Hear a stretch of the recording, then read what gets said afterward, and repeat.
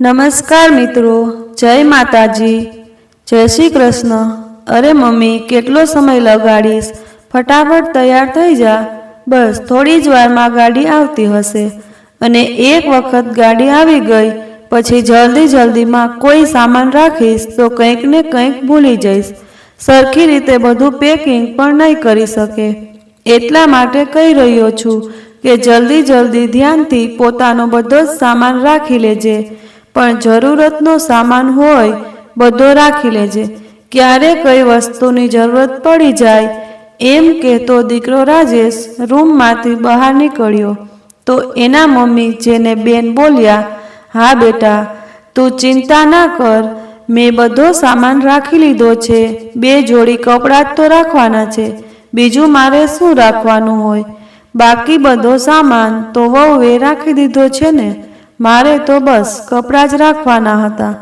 એટલે રાજેશ ફરી આવતા સાથે બોલ્યો, શું મમ્મી, બસ 2 જોડી કપડાં જ? મેં તને કહ્યું તો હતું કે કપડાંની સાથે થોડો ખાવા પીવાનો સામાન પણ રાખી લેજે, અને હા, ફક્ત 2 જોડી કપડાં જ ન રાખજે, બની શકે કે ત્યાં વધારે દિવસ મુકાવાનો પ્લાન બની જાય, એટલે માટે થોડા વધારે કપડાં રાખી લેજે। મારું માન તો તારા બધા કપડાં લઈ લેજે, થોડાક એક્સ્ટ્રા હશે તો શું ફરક પડવાનો છે, પાછા તો અહીં જ આવવું છે ને। એટલે કહીને રાજેશ બોલ્યો, મમ્મી, હવે તું ફટાફટ તૈયાર થઈ જા, હું જઈને જોઉં છું કે મીના પણ તૈયાર થઈ ગઈ કે નહીં। એટલે જાનકીબેન બોલ્યા, હા જા, જઈને મીનાને જો ક્યાંક ગાડી આવી ગઈ તો તેનો સામાન ન રહી જાય, બધો સામાન પેક કરીને દરવાજા પાસે નીકાળીને રાખી દો કે ક્યાં થેલા લઈને જવાના છે। આજે સવારથી જ જાનકીબેનના ઘરમાં ચહેલ પહેલ હતી, અને એ પણ એટલા માટે કેમ કે તેઓ સહપરિવાર સહિત ફરવા માટે વૈષ્ણો માતાના મંદિર જવાના હતા, અને તેઓ પોતે પણ ખૂબ જ વધારે ઉત્સાહી હતા, કેમ કે પોતાના દીકરાના લગ્ન માટે માનતા માની હતી। વાત એમ હતી કે તેમનો દીકરો થોડોક શ્યામ રંગનો હતો, એટલા માટે જલ્દીથી તેના માટે સારી છોકરી મળી રહી નહોતી, અને ક્યાંક કંઈક વાત આગળ પણ વધતી, પરંતુ કોઈના કોઈ કારણસર સંબંધ તૂટી જતો હતો। એટલે જાનકીબેને માનતા માની હતી કે જો દીકરાના લગ્ન થઈ જશે તો આને વહુને સાથે લઈને દર્શન કરવા આવીશ, પરંતુ વિચારેલું બધું જ ક્યાં પૂરું થઈ શકે।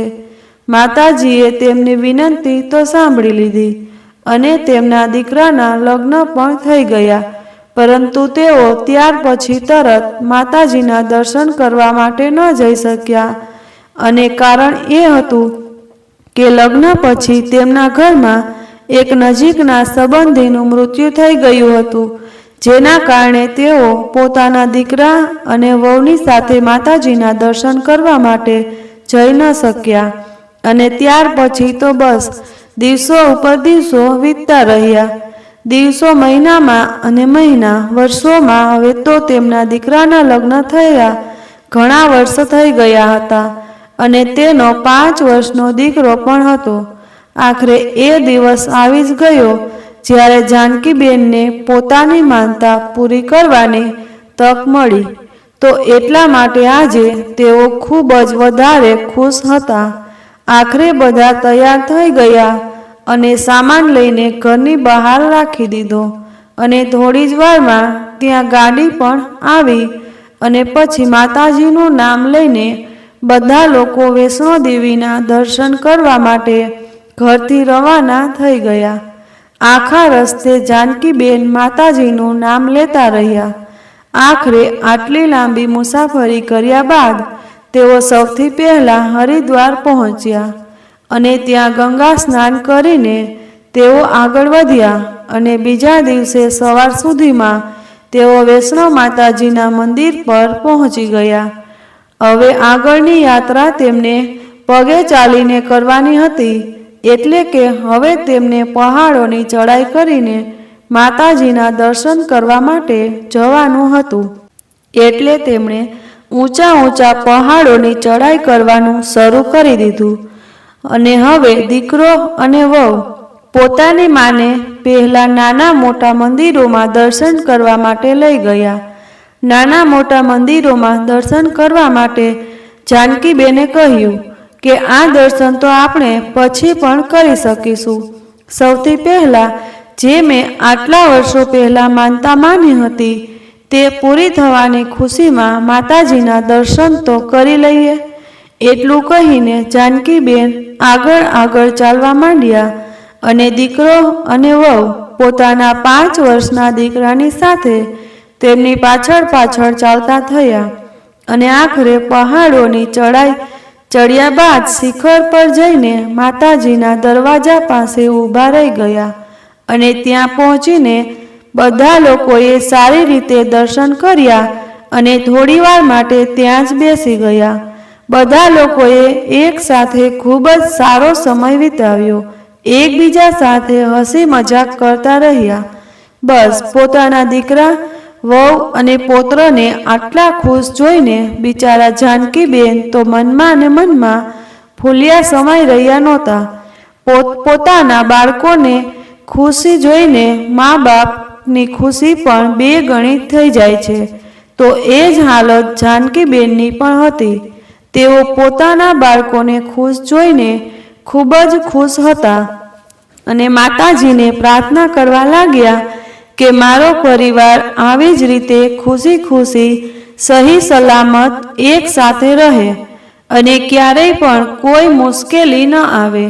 થોડી વાર પછી ત્યાં દર્શન કરીને કંઈક ખાધા પીધા પછી તે લોકો ત્યાંથી ચાલતા થયા. નીચે ઉતર્યા બાદ તે લોકોને બીજી પણ જગ્યાએ દર્શન કરવા માટે જવાનું હતું. ઉપરથી નીચે આવ્યા બાદ જાનકીબેન થોડાક થાકી ગયા હતા એટલે તેમણે બધાને કહ્યું કે થોડીવાર માટે ત્યાં જ બેસી જઈએ. એટલે રાજેશે કહ્યું, બસ મમ્મી, થોડીક જ વારમાં આપણે લોકો હોટલ પર પહોંચી જઈશું. ત્યાં જઈને તું આરામ કરી લેજે અને પછી બાકીની જગ્યાએ ફરવા માટે આપણે લોકો સાંજે જઈશું. એટલે જાનકીબેન પોતાના બાળકો સાથે હોટલ તરફ જવા રવાના થયા. ત્યાં જઈને તેમણે અને બધાએ થોડો સમય આરામ કર્યો અને 3-4 વાગ્યાના આસપાસ તે લોકો ફરીવાર બહાર નીકળીને ફરવા માટે જતા રહ્યા. ત્યારે જ મીનાના પગમાં હલકી એવી મોચ આવી ગઈ. એટલા માટે તે લોકો ફરવા જતા જતા રોકાઈ ગયા. બધાએ મળીને નક્કી કર્યું કે હવે આપણે કાલે સવારે જ ફરવા માટે નીકળીશું. ત્યાં સુધી બધા અહીં હોટલમાં આરામ કરી લઈએ. બધા રાત્રે સાથે બેસીને જમ્યા અને એકબીજા સાથે ખૂબ જ સારો સમય વિતાવ્યો. ત્યારબાદ બધા આરામ કરવા માટે જવા લાગ્યા. તો જાનકીબેનનો પૌત્ર પોતાની દાદી સાથે સૂવા માટે જીદ કરવા લાગ્યો. પરંતુ રાજેશે પોતાના દીકરાને જાનકીબેન પાસે જતા રોકી લીધો અને બોલ્યો, બેટા, દાદી થાકી ગયા છે, એમને આરામ કરવા દે. તું એમની પાસે રહીશ તો એમને આરામ નહીં કરવા દે. રાત્રે ઊંઘમાં લાતો મારીશ. એટલે જાનકીબેન બોલ્યા, અરે બેટા, શું કામ એને ના પાડે છે? એની ઈચ્છા છે તો ભલે તે મારી પાસે સૂઈ જતો. ઉલટાનું હું રૂમમાં એકલી હોઈશ તો મારું પણ મન લાગેલું રહેશે. એટલે રાજેશે કહ્યું, મમ્મી, બીજો તો કંઈ વાંધો નથી, પણ મીનાને પગમાં લાગી ગયું છે એટલે તે થોડીક ઉદાસ થઈ ગઈ છે અને જો ચિંટુ તેની પાસે રહેશે તો તેનું પણ મન લાગેલું રહેશે, નહીતર તે ઉદાસ જ રહેશે. પોતાના દીકરાની વાત સાંભળીને જાનકીબેને હા પાડી અને બોલ્યા, બેટા, તું બિલકુલ બરાબર કહી રહ્યો છે. પછી ચિંટુને કહ્યું, જા બેટા, મમ્મી પાસે જઈને સૂઈ જા. મારી પાસે તું કાલે સૂઈ જાજે, ઠીક છે? જ્યારે દાદીએ કહ્યું તો તે નાનકડો બાળક પોતાના પપ્પા સાથે જતો રહ્યો. પછી જાનકીબેન પોતાના રૂમમાં આરામ કરવા જતા રહ્યા. રાત્રે બધા આરામથી સૂઈ ગયા. સવારે જ્યારે જાનકીબેન ઉઠ્યા અને પોતાના દીકરા અને વહુના રૂમમાં જવા લાગ્યા, પરંતુ જે વાજે તેઓ તેમના રૂમ સુધી પહોંચ્યા તો તેમણે જોયું કે ત્યાં તો કોઈ નહોતું. રૂમના દરવાજા પર બહારથી તાળું મારેલું હતું. એટલે તેઓ થોડા ચિંતામાં આવી ગયા, પરંતુ પછી વિચાર્યું કે કદાચ મીના માટે દવા લેવા ગયા હશે અથવા તો તેને બતાવવા ગયા હશે. થોડી વારમાં આવી જશે. આવું વિચારીને તેઓ રાહ જોતા રહ્યા. 1 કલાક વીત્યો, 2 કલાક વીત્યા અને એમ જ જોતા સવારથી બપોર થઈ ગઈ, પરંતુ હજી સુધી દીકરો અને વહુ આવ્યા નહીં. ટેન્શનના કારણે તેઓ રિસેપ્શન પર જઈને પૂછવા લાગ્યા, મેડમ, મારી સાથે મારો દીકરો અને વહુ પણ હતા. તેમનો રૂમ બહારથી લોક છે. શું તેઓ ક્યાંય ગયા છે? ત્યારે રિસેપ્શન પર બેઠેલી છોકરીએ તેમના દીકરાનું નામ પૂછ્યું અને જ્યારે જાનકીબેને તેમના દીકરાનું નામ જણાવ્યું તો રિસેપ્શનિસ્ટે કહ્યું કે તે લોકો તો આજે સવારે જ અહીંથી જતા રહ્યા છે. આ સાંભળીને જાનકીબેન ગભરાઈ ગયા અને બોલ્યા, બેટા, જરા સરખી રીતે ચેક કરીને કહો, શું સાચે જ મારો દીકરો જતો રહ્યો છે? અને જો ગયો છે તો શું તેની પત્ની પણ તેની સાથે હતી? જ્યારે તેણે કહ્યું, હું જ્યારે સવારે અહીં આવી રહી હતી ત્યારે મેં એક હસબન્ડ વાઈફ અને તેની સાથે એક નાના બાળકને જતા જોયા હતા, પરંતુ હું એ ના કહી શકું કે તે લોકો તમારા દીકરા અને વહુ હતા કે નહીં. મને ખબર નથી, પરંતુ જે નામ તમે જણાવી રહ્યા છો તે નામથી 2 રૂમ બુક કરવામાં આવ્યા હતા. એક રૂમ આજે સવારમાં જ ખાલી કરી દેવામાં આવ્યો છે અને બીજું 100 રૂમ કાલ સુધી બુક કરેલો છે.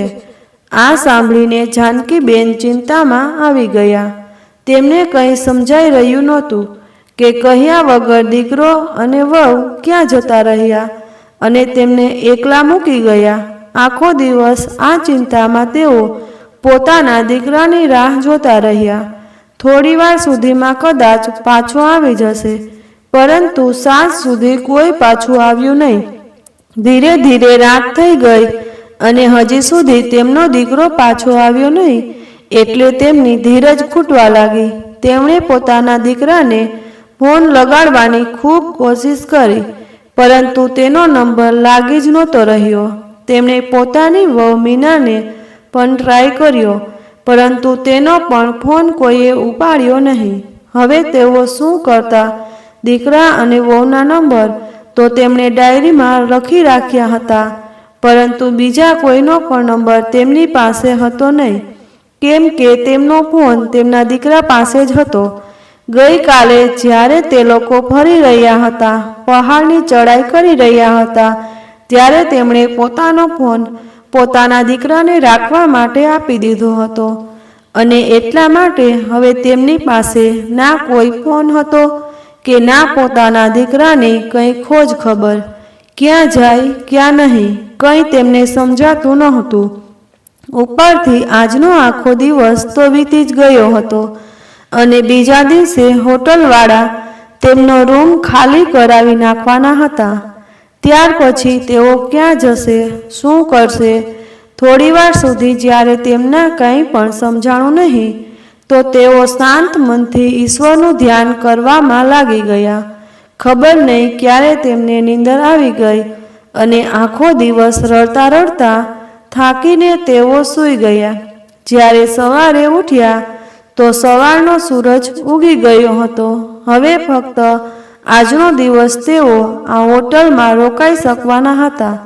સાંજ સુધીમાં હોટલવાળા તેમને પણ રૂમ ખાલી કરવા માટે અથવા તો વધારે પૈસા જમા કરાવવા માટે કહી જ દેત, પરંતુ તેઓ ક્યાંથી કંઈ કરત. તેમની પાસે ના તો વધારે રૂપિયા હતા અને ના કોઈ બીજી સુવિધા. તેઓ તો પોતે એટલી મોટી મુસીબતમાં ફસાઈ ગયા હતા. તેમને જોઈને તે છોકરી સાથે ફરીવાર વાત કરી જે રિસેપ્શન પર હતી. તેને પોતાની મુશ્કેલી જણાવી એટલે તે છોકરી સંકોચાઈને બોલી, આંટી, ખરાબ ના માનતા, પણ અહીં ઘણીવાર આવું જ થાય છે. ક્યારેક કોઈ પોતાના મા બાપને લઈને મંદિર પર મૂકી જાય છે, તો ક્યારેક કોઈ દગા સાથે ભીડમાં ભટકવાના બહાના કરીને પોતાના મા બાપનો હાથ અને સાથ ત્યાં જ મૂકી જાય છે. તમારા દીકરાએ પણ એવું જ કંઈક કર્યું હશે તમારાથી છુટકારો મેળવવા માટે.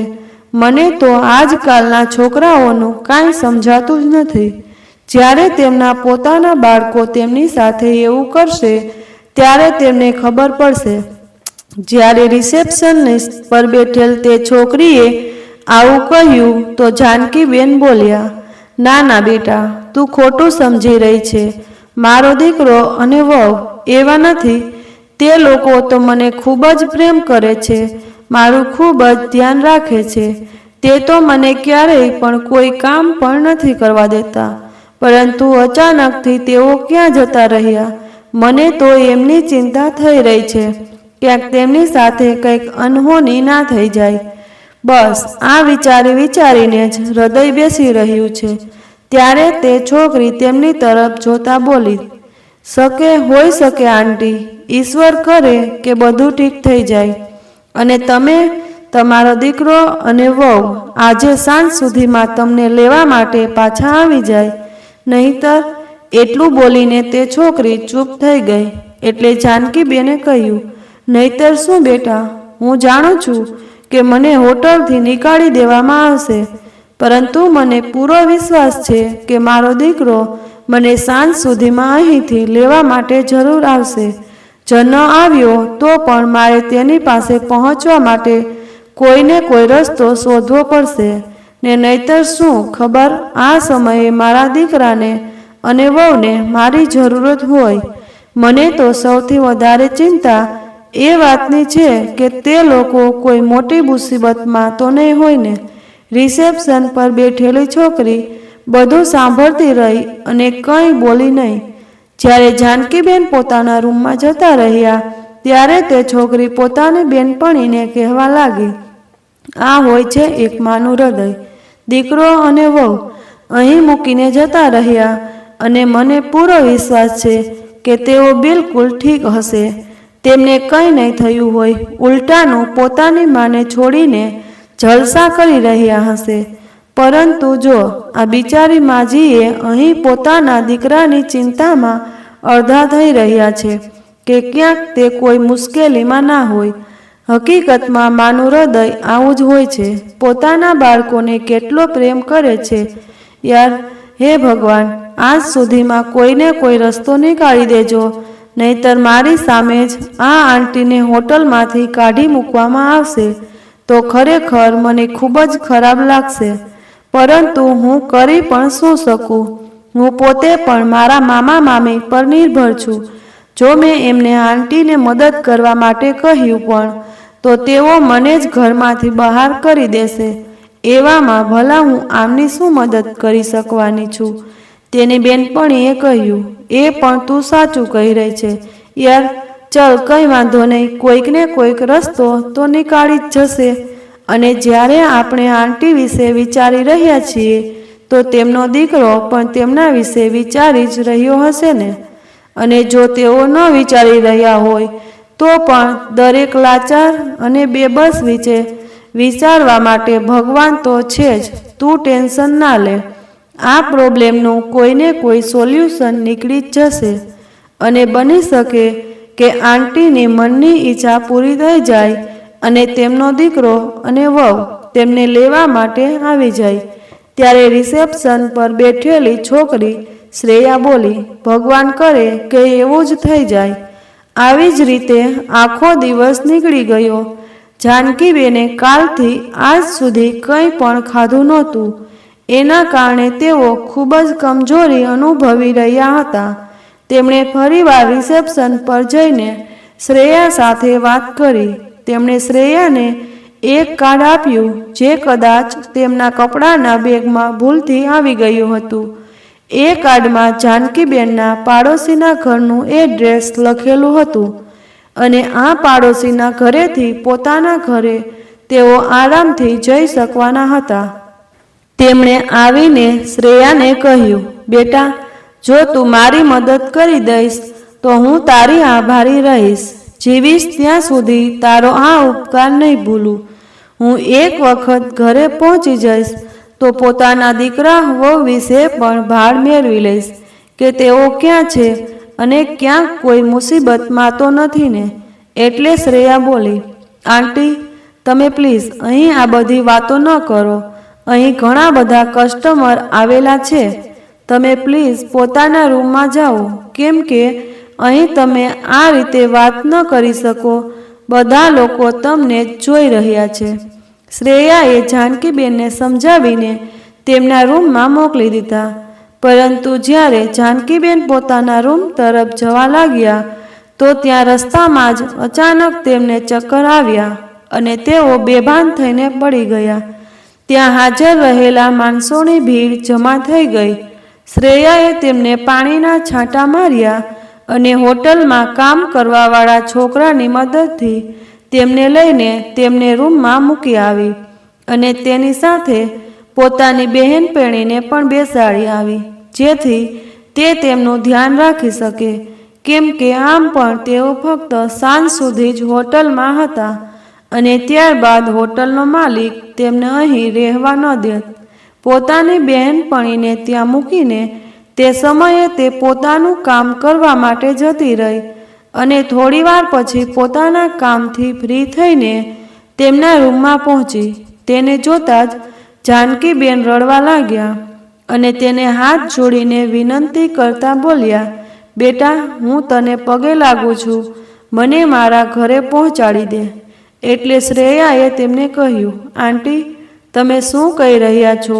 તમે મારાથી મોટા છો, પ્લીઝ આવી રીતે હાથ ના જોડો. તમે મારી મમ્મીની ઉંમરના છો. જુઓ આંટી, એવું નથી કે હું તમારી મદદ કરવા નથી માગતી, પરંતુ અત્યારે હું થોડીક મજબૂર છું. તમે ધીરજ રાખો. થઈ શકે કે ભગવાન તમારી વિનંતી સાંભળી લે અને જો એવું ન પણ થયું તો હું બોસ સાથે વાત કરીને જોઈશ કે તેઓ થોડા દિવસો તમને અહીં રહેવા દે. તમે ચિંતા ના કરો. મારાથી જેટલું થઈ શકશે હું તમારી મદદ કરીશ. અત્યારે તમે આરામ કરો અને ખાવાનું ખાઈ લો. એમને ખાવાનું આપીને શ્રેયા ત્યાંથી જતી રહી. જાનકીબેનનું મન તો આમ પણ લાગી રહ્યું નહોતું અને પછી દીકરા અને વહુની ચિંતા પણ તેમને થઈ રહી હતી. કેમ કે ખબર નહીં તે લોકો કઈ હાલતમાં હશે. અને અહીં દીકરો અને વહુ પોતાની માને મૂકીને આવ્યા ત્યારથી ખૂબ જ ખુશ હતા.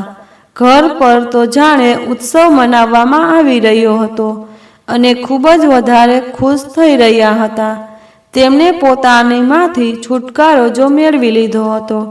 અહીં સાંજ થવા સુધીમાં પણ જ્યારે તેમનો દીકરો લેવા ન આવ્યો તો હોટલના મેનેજરે જાનકીબેનને રૂમમાંથી બહાર નીકળવા માટે કહ્યું. તેઓ તેમને વિનંતી કરતા રહ્યા. શ્રેયાએ પણ પોતાના મેનેજર સાથે વાત કરી, પરંતુ તેઓ માન્યા નહીં. મેનેજરે શ્રેયાને કહ્યું, મને એ જણાવ, શું આમના રૂમનું પેમેન્ટ તું કરીશ? તું પોતાના કામથી કામ રાખ. આવા ખબર નહીં કેટલા બધા લોકો આવે છે. જો હું બધાની મદદ કરતો રહીશ તો ચાલી રહી હોટલ. મેં કંઈ ધર્મશાળા ખોલી નથી રાખી. એટલા માટે ચૂપચાપ પોતાનું કામ કર અને આ બાબતમાં પડવાની કોશિશ ન કર. પછી બોલ્યો, જુઓ માજી, શ્રેયાએ આટલી બધી વિનંતી કરી છે એટલા માટે અમે આજ રાત સુધી તમને અહીં રોકાવાની મંજૂરી આપીએ છીએ, પરંતુ સવાર થતાં જ તમે તમારી રહેવાની વ્યવસ્થા બીજે કરી લેજો. કેમ કે હું તમને વધારે સમય સુધી અહીં આવી રીતે રહેવા ન દઈ શકું, નહીતર મારી નોકરી ઉપર પણ વાત આવી જશે. તમે સમજી રહ્યા છો ને હું શું કહેવા માગું છું? જાનકીબેને હામાં માથું હલાવ્યું. મેનેજર આટલું કહીને ત્યાંથી જતો રહ્યો. હવે તો બિચારા જાનકીબેન પ્રાર્થના કરતા રહ્યા, ગમે તેમ કરીને તેમનો દીકરો ત્યાં તેમને લેવા માટે આવી જાય. પરંતુ વિચારેલું ક્યારે થાય છે. આખી રાત વીતી ગઈ અને હજુ સુધી તેમનો દીકરો આવ્યો નહીં. બીજા દિવસે સવારે જ્યારે શ્રેયા પોતાના કામ પર આવી રહી હતી તો તેણે જોયું કે મેનેજર જાનકીબેનનો સામાન હોટલની બહાર કાઢી રહ્યો હતો. કેમ કે જાનકીબેન બહાર નીકળવા માટે તૈયાર હતા નહીં. તેઓ વારંવાર વિનંતી કરી રહ્યા હતા કે બેટા, મને થોડા દિવસો વધારે અહીં રહેવા દો ને. હું બહાર રસ્તા પર ક્યાં રહીશ? પરંતુ મેનેજરે તેમની એક વાત સાંભળી નહીં અને તેમનો હાથ પકડીને તેમને બહાર કાઢી મૂક્યા. જ્યારે શ્રેયાએ આ બધું જોયું તો તેનાથી સહન ન થયું. વૃદ્ધ મહિલા સાથે આ રીતનો વ્યવહાર થતો જોઈને તે મેનેજર ઉપર ખીજાઈ ગઈ અને બોલી, આ કઈ રીત છે સર? માન્યું કે તેમની પાસે રૂપિયા નથી, પરંતુ તમને એટલું પણ ભાન નથી કે કોઈ વૃદ્ધ વ્યક્તિ સાથે આવી રીતે વ્યવહાર ન કરવો જોઈએ. આ આંટી તમારી મમ્મીની ઉંમરના છે અને તમે એમની સાથે આવું વર્તન કરી રહ્યા છો. એટલે મેનેજર બોલ્યો, તું ભાનમાં તો છે ને? તને ખબર પણ છે કે તું કોની સાથે વાત કરી રહી છે? 2 મિનિટમાં હું તને નોકરીમાંથી કાઢી શકું છું. પછી આ માજીને લઈને રસ્તા પર ભટકતી રહેજે, સમજી તું? આ બધું સાંભળીને શ્રેયા બોલી, મારે ભટકવું હશે તો ભટકી લઈશ, પરંતુ તમારા કરતાં તો હું સારી જ છું સર. કમસે કમ મારી પાસે ભલે રૂપિયા નથી, પણ સંસ્કાર જરૂર છે કે નાના મોટા સાથે કઈ રીતનું વર્તન કરવું જોઈએ. તમે તો રૂપિયાના ઘમંડમાં આવીને બધા જ સંસ્કાર ભૂલી ગયા છો. હોટલના આટલા બધા રૂમ આમ પણ ખાલી પડ્યા રહે છે. જો તમે થોડા દિવસો માટે આંટીને તે રૂમમાં રહેવા દેશો તો કઈ મોટી આફત આવી જવાની છે. એવું તો નથી કે તમારી હોટલનો એક પણ રૂમ ખાલી નથી અને સ્પેશિયલી તમે એટલા માટે એક રૂમ ખાલી કરાવી રહ્યા છો. શ્રેયાની વાત સાંભળીને મેનેજર ગુસ્સામાં રાડ પાડીને બોલ્યો, શ્રેયા, તું ભાનમાં પણ છે કે તું શું બકી રહી છો અને કોની સાથે વાત કરી રહી છો? 2 મિનિટમાં તને નોકરીમાંથી કાઢી મૂકીશ, પછી ભટકતી રહેજે. આટલી બધી ચિંતા થઈ રહી છે આ ડોશીની, તો તેને પોતાના ઘરે કેમ નથી લઈ જતી? એટલે શ્રેયા બોલી, જો મારું હાલી શકત ને તો હું જરૂર પોતાની સાથે લઈ જાત. અને જ્યાં સુધી વાત રહી નોકરીમાંથી નીકાળી દેવાની, તો તમે શું વિચારો છો કે તમે મને નોકરી પર રાખીને કોઈ ઉપકાર કરી રહ્યા છો, અથવા તો મને પગાર આપીને કોઈ ઉપકાર કરી રહ્યા છો?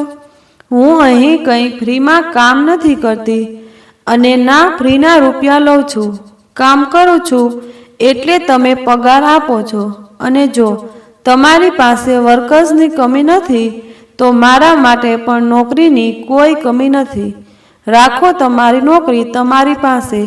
આવા માણસ સાથે કામ કરવા કરતાં તો સારું છે કે હું ક્યાંક બીજી જગ્યાએ નોકરી કરી લઉં, જ્યાં કમસે કમ વિચારસરણી આટલી ખરાબ ન હોય. એટલું કહીને શ્રેયા જાનકીબેનને પોતાની સાથે લઈને જતી રહી. એને પણ ખબર નહોતી કે હવે તેને ક્યાં જવું છે, કેમ કે તેણે પોતાના મામા મામી સાથે રહેતી હતી. તેના માતા પિતા તો હતા નહીં, તેના મામા તો છતાં પણ ઠીક હતા, પરંતુ તેની મામી તો તેને હેરાન જ કરતી હતી. હવે શ્રેયા કરે તો શું કરે, કેમ કે જાનકીબેનને તે પોતાની સાથે પણ લઈ જઈ શકતી નહોતી અને તેમને એમ જ એકલા રસ્તા પર ભટકવા માટે પણ છોડી શકતી નહોતી.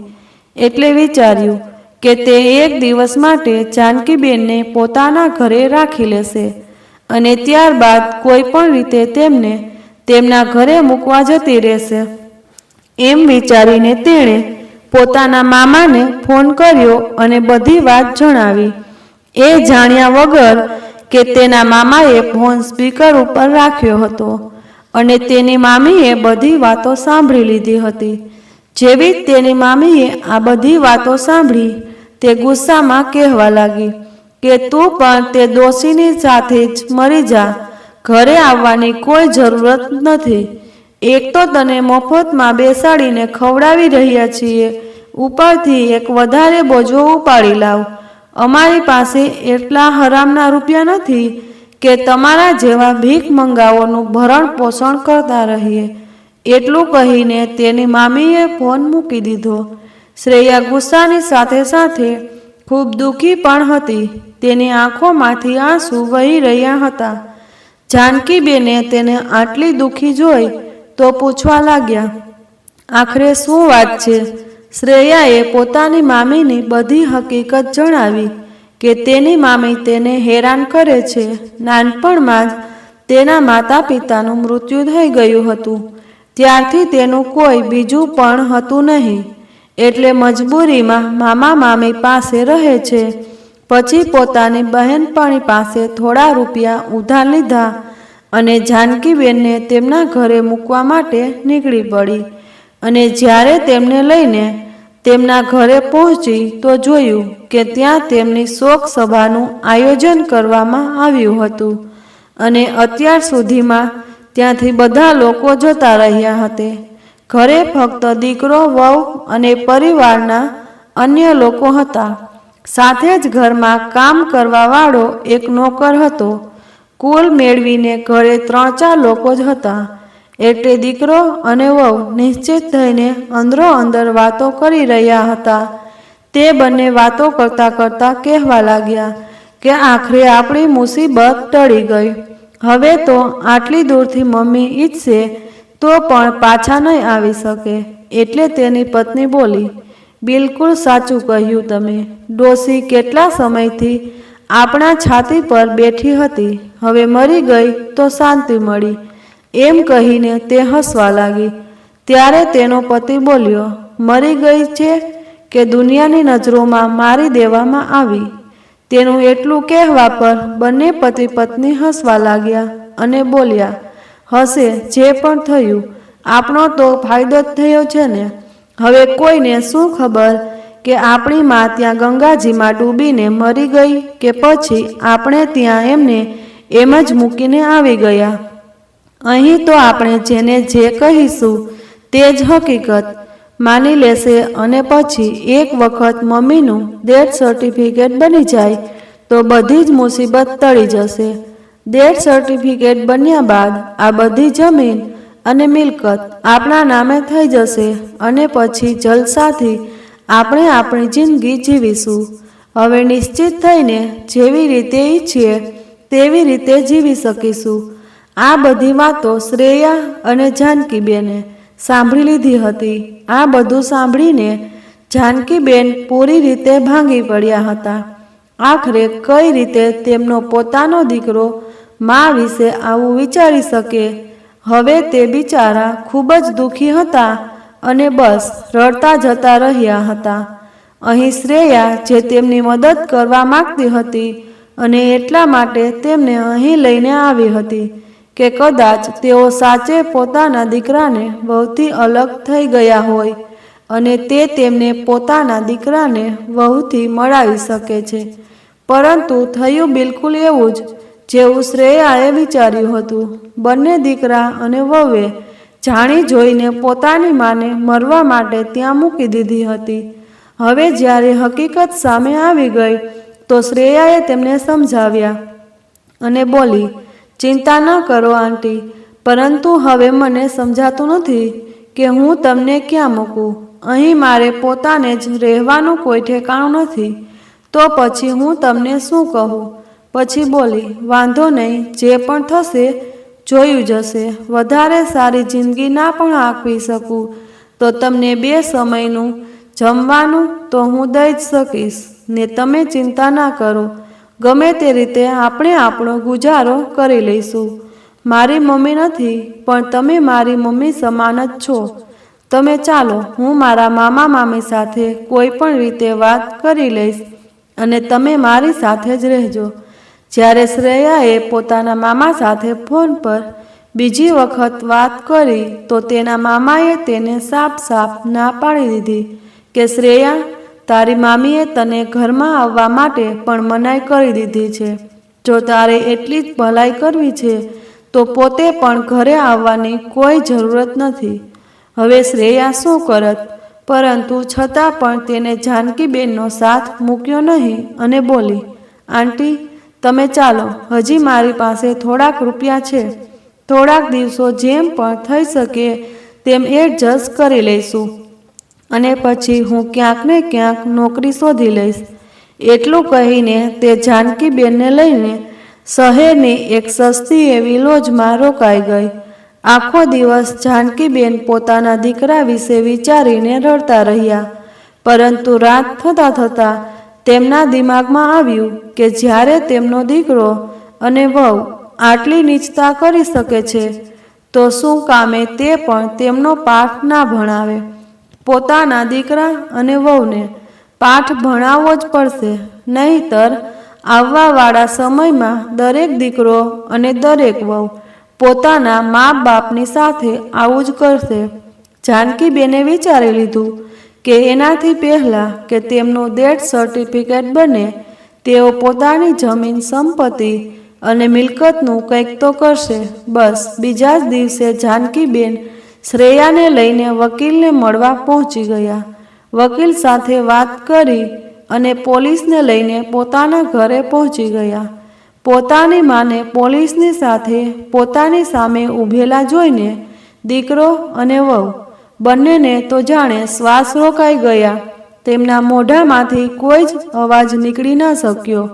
પોલીસને બધી જ હકીકત જાનકીબેને પહેલાં જ જણાવી દીધી હતી. એટલા માટે પોલીસ દીકરાને વહુને એરેસ્ટ કરીને લઈ ગયા. દીકરો અને વહુ બંને શું કરત? પોલીસ તેમને વધારે દિવસો તો અંદર નહોતા રાખી શકવાના, પરંતુ જાનકીબેને પોલીસને જે ફરિયાદ કરી હતી તેના આધાર પર તેમણે તેમના દીકરા અને વહુને ઘરમાંથી કાઢી મૂક્યા અને ફરીવાર ક્યારેય પણ જાનકીબેનની આસપાસ પણ ન ભટકવાની વોર્નિંગ આપી. હવે જાનકીબેન શ્રેયાને પોતાની સાથે લઈને રહેવા લાગ્યા. શ્રેયાએ પણ ત્યાં જ નાની મોટી નોકરી શોધી લીધી અને અહીં જાનકીબેન જેમનું પોતાનું ઘર હતું તેઓ શ્રેયાની સાથે ખુશી ખુશી રહેવા લાગ્યા.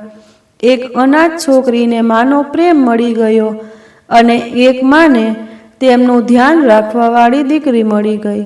જે કામ તેમના સગા દીકરા ને વહુ ના કરી શક્યા તે કામ શ્રેયાએ કર્યું. તેમનું ધ્યાન રાખ્યું અને મુસીબતના સમયમાં તેમનો સાથ આપ્યો. એવામાં તેઓ તે છોકરીનો સાથ ભલા કઈ રીતે છોડી શકવાના હતા. એટલા માટે તેમણે પોતાની સગી દીકરીની જેમ જ તેને અપનાવી લીધી અને બંને ખુશી ખુશી રહેવા લાગ્યા.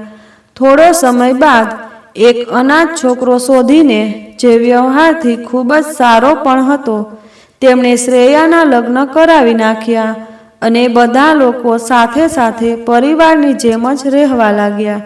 જે પ્રેમ દીકરો અને વહુ ન આપી શક્યા તે પ્રેમ અજાણી દીકરી અને જમાઈ પાસેથી તેમને મળી રહ્યો હતો અને હવે તેમને બીજી કોઈ વસ્તુની કોઈ ચિંતા હતી નહીં. પૂરી રીતે નિશ્ચિત થઈને પોતાનું જીવન જીવી રહ્યા હતા. તો મિત્રો, આજની વાર્તા કેવી લાગી અને તમે કયા શહેરમાંથી સાંભળી રહ્યા છો તે કમેન્ટ કરીને જરૂરથી જણાવજો. અને જો વાર્તા ગમી હોય તો લાઈક કરીને વધુમાં વધુ શેર પણ કરજો અને આવી જ અવનવી વાર્તા સાંભળવા માટે ચેનલને સબસ્ક્રાઈબ જરૂરથી કરજો. આભાર.